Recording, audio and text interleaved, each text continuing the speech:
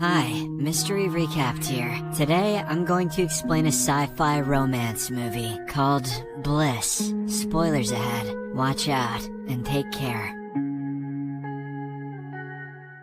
The movie opens inside an IT firm, where floor manager Greg Whittle is engrossed in his daydreams. He is sketching pictures of a beautiful place that he thinks only exists in his imagination. These sketches are incredibly detailed, and Greg seems to be able to visualize them as if they were real. Shortly after, his daughter Emily calls him and invites him to her graduation ceremony during the weekend. Greg is a bit hesitant, as he has other plans, but he eventually agrees to come to her special day. As soon as the phone call is over, Greg goes back to his sketching. His habit of mentally switching off while at work has been causing his colleagues a lot of trouble. This earns him a visit to the CEO Bjorn's office, where he is fired on the spot. Hearing the news leaves Greg stunned, but he slowly drifts back in his state of daydreaming. The boss, who is worried by his absent-mindedness, approaches to comfort him, but right at this moment, Greg suddenly bolts up, causing Bjorn to be startled. He trips backwards and hits his head on the edge of his desk. Greg comes back to his senses and checks on his boss, only to find that the latter has no pulse. Afraid that he will be blamed for Bjorn's death, he desperately searches for a way to escape or to hide the body. He hangs Bjorn's sleeves over the window to prop him up, then covers his body with the curtain. Greg then leaves the office in the pretense of grabbing something for lunch. Following this, he arrives at a nearby bar and immediately orders a double shot of whiskey to drown his worries. He is impatiently waiting for the drink when he spots a woman looking at him rather curiously. The woman waves her hand a few times, making the sounds in the bar momentarily muffled. When Greg notices what she's doing, the woman approaches him and calls him a real person. She then introduces herself as Isabel and invites him to her booth. Confused, Greg joins her at her table, where she points out how Bjorn's body is visible from where they're sitting. Isabel offers to help, claiming that she feels responsible for this whole situation. In exchange, she asks him to retrieve a yellow amulet from her ex-boyfriend, who's immune to her powers just like Greg is. A confused Greg, who has been listening patiently, has no idea what she is talking about. So, Isabel clarifies that unlike them, most of the people they are seeing currently aren't real. These people are simply a part of a simulation that she built. Greg is still doubtful, but he has no choice other than to do what she says. In the bathroom, he finds Isabel's ex-boyfriend, who seems to have passed out drunk. In his hand is the yellow amulet, which Isabel claims has special crystals that can manipulate this fake world. Greg retrieves it with ease and returns it to her. Now that he fulfilled his end of the bargain, Isabel promises to fix his problem. She grabs his hand, closes her eyes, and suddenly, the sun outside glows brighter. Bjorn's body slides down from the office window and drops onto the pavement below. Stunned, Greg hurriedly rushes out of the bar and goes to the scene. His coworkers witnessed the event, and they now believe that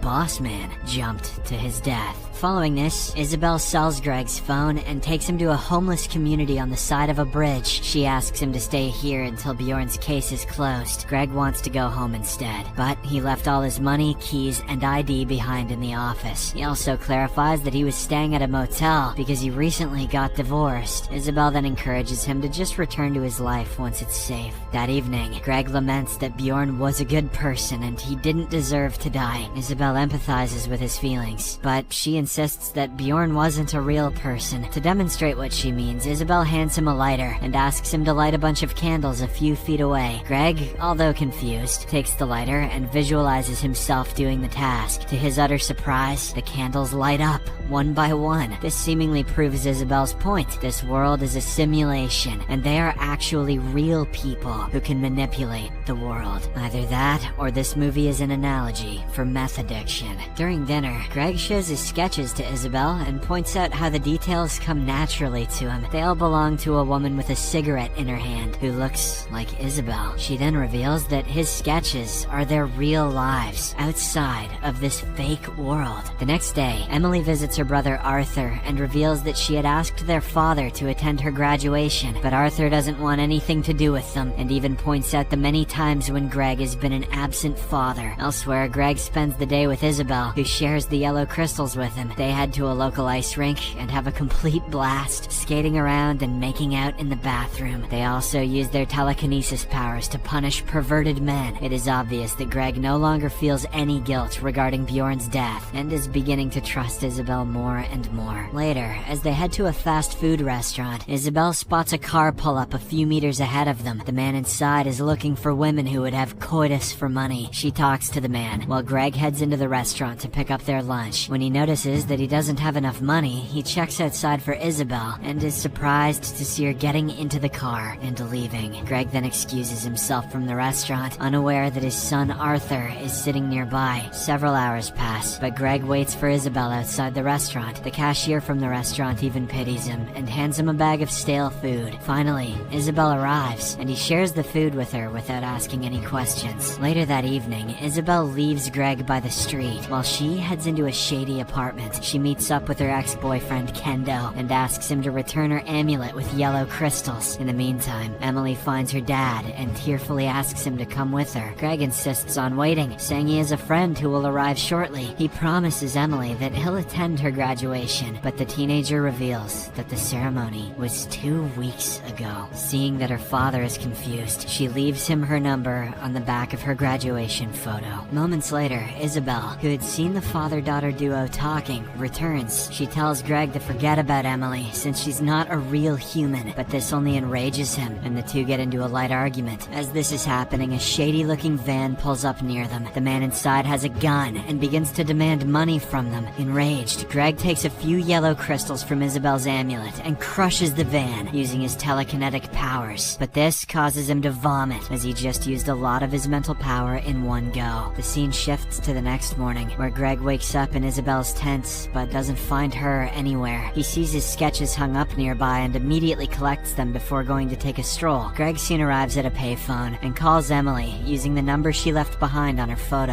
However, the call is unanswered, and Greg is forced to drop a message on her voicemail. When he finally returns back to the tent, Isabel berates him for leaving her. It is revealed that someone stole all the yellow crystals while both of them were away. When Isabel learns that Greg also took his drawings, she accuses him of wanting to abandon her. These suspicions are strengthened when she finds Emily's photo in his pocket. She then stresses that this world is not real, and he's getting dragged back into the illusion. To prove her point, Isabel whips out a test tube containing several blue crystals. She says these crystals were specifically designed to eject them out of this fake world and back into the real world. They need 10 crystals each, but they're short by 4. However, Isabel is now desperate as she feels that Greg is slipping away from reality. She thus puts the crystals into a grinding device and instructs him to put it in his nose. Greg is a bit hesitant, but he has no choice but to oblige. Shortly after, he wakes up in a lab with a tube in his nose, which connects him to a machine known as the brain box. Isabel also wakes up in a similar position in the seat next to his. A technician, who is monitoring the brain box, refers to Isabel as Dr. Clemens and asks her if everything is okay. She replies that Greg got attached to a fake human in the simulation, so she intentionally ejected them from it. The attendant then walks up to Greg, calling him Dr. Whittle, and detaches him from the brain box. Next, the couple heads out, and Greg is stunned to see they're in a large, peaceful facility. They're soon approached by 2 scientists who wonder if their program is experiencing any troubles, but Isabel assures them that there isn't any problem before walking away. Then they head into town, and Greg wonders why he doesn't remember this world. Isabel explains that it's a common side effect of being in the brain box for a long time. She then shows him a place by the sea that's exactly like the serene view in his drawings. Greg is now slowly starting to realize this is their actual home. In the afternoon, Greg asks if the world has always been this perfect. Isabel replies that it was previously ridden with pollution and poverty, but it all changed when they discovered automation, synthetic biology, and asteroid mining. To trigger his memory, Isabel fetches a device called the Thought Visualizer, which apparently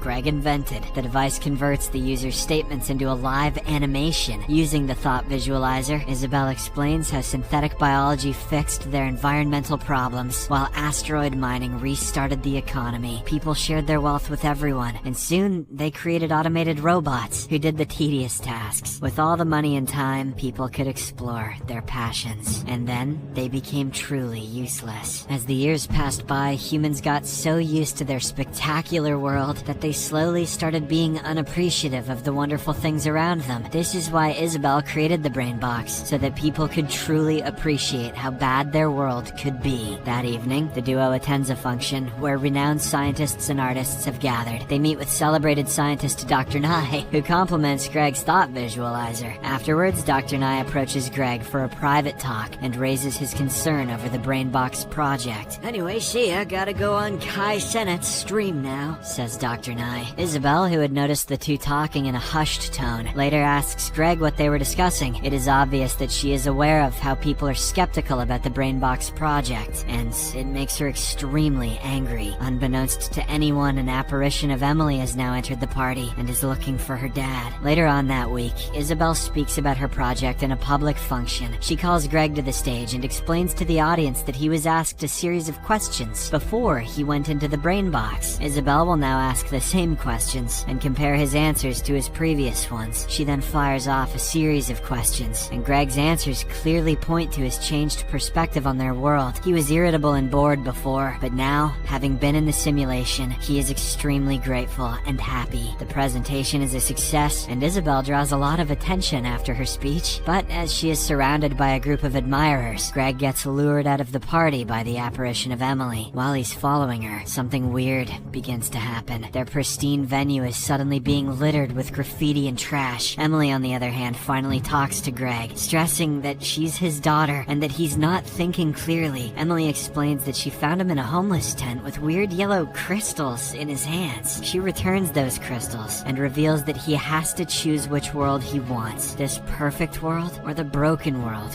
where his children live. Suddenly, Greg hears Isabel shouting for help and rushes downstairs only to find the party in chaos. This prompts him to take one yellow crystal and uses telekinetic power to push the crowd away from Isabel. Greg then pulls her out of the party, and they see that the simulated world that existed inside the brain box is now mixing with their idyllic world. A confused Greg asks what's happening, to which Isabel reveals that exiting the brain box using insufficient blue crystals might have caused this. They now have to return to the simulation and get the right amount of blue crystals again. Moments later, the duo gets back to the lab and hooks themselves up to the machine. They soon wake up back in the homeless tent in the simulation. They then immediately head to Kendo's building, as he is the only one who can manufacture the blue crystals. Once they reach there, Isabel grabs a nearby pistol and threatens Kendo to give them as many blue crystals as possible. Isabel is now on edge, and when Kendo reaches for his pocket, she shoots him. She then takes a packet of blue crystals from his back pocket and heads back to the tent with Greg. Unfortunately, the sound of the gunshot has alerted local policemen who are now entering the building. Greg and Isabel then race to the rooftop and climb down the fire escape. Once they are out, they head to their tent in a stolen car. But things go from bad to worse as they realize they still don't have enough blue crystals. The police have also located them, and the duo is forced to duck for cover. With not enough crystals, only one can wake up to the real world, while the other has to stay. Greg suggests that she kill him so that he can automatically wake up in the real world, but the latter is not sure if that will work. Isabel weeps as she feels guilty for creating the simulated world they're stuck in, but Greg reminds her of all the great times they had in this world, expressing his love